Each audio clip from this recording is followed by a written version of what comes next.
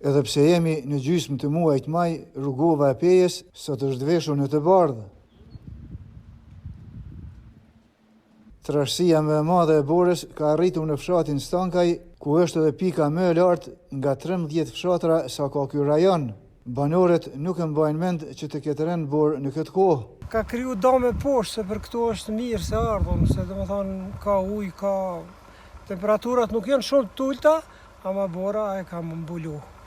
Mund të themi që diku kemi pas raste që ka data 4-5 maj ka ra, mirë po në këtë datë që sot jemi 15 unë nuk e mbajnë mend.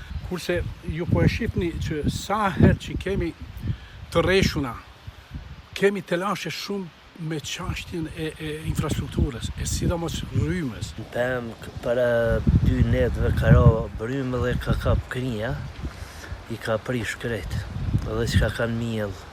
Nëse këtu pak mielin, përgjohë mas problemit, sidomos për lop, shumë problem.